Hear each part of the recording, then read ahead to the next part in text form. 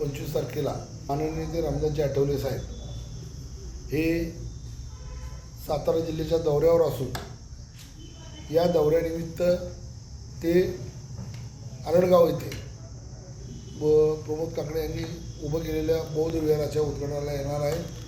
त्यामुळे परत एकदा सर्व त्यांना आवाहन करतो की या कार्यक्रमाला यावं आणि त्याच दरम्यान आरडगाववरून बाहेर पडताना मी त्यांना विनंती करणार आहे की साखरवाडीमध्ये जो प्रकार घडलेला आहे या प्रकाराला निषेध करावा. त्या प्रकाराला भेट देऊन साखरवाडीकरांना न्याय मिळवून देण्यासाठी त्यांनी उद्या तिथं पोचावं अशी मी त्यांना विनंती करणार आहे. कदाचित त्या दौऱ्यामध्ये आपण साखरवाडीलाही येण्याचा प्रयत्न करणार आहोत.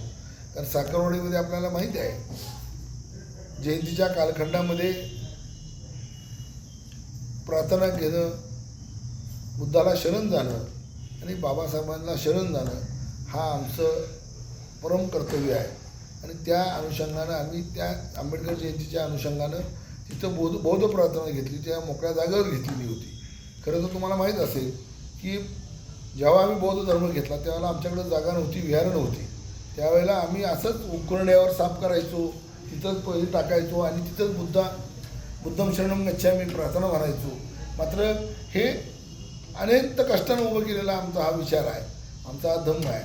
मात्र असंच साखरवाडीमध्ये भगवान बुद्धांची प्रार्थना घेण्यासाठी जागा उपलब्ध नसल्याने आमच्या काही कार्यकर्त्यांनी तिथं उपलब्ध असलेल्या जागेवर, त्यांना माहीत नव्हती ही जागा पुण्याची पोलिसांची का कुणाची काय माहीत नव्हतं त्यांना, पण मोकळी जागा आहे.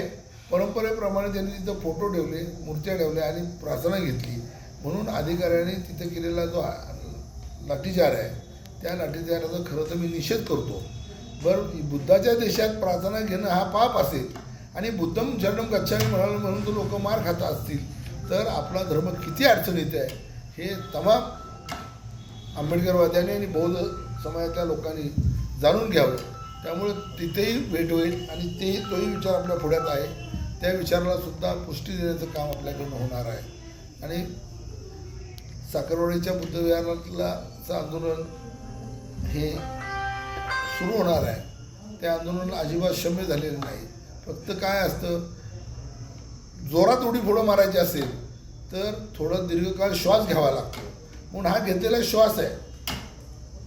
म्हणजे वादळापूर्वीची आमची शांत नाही. उद्या आम्हाला समजू नये की आम्ही शांत आहोत.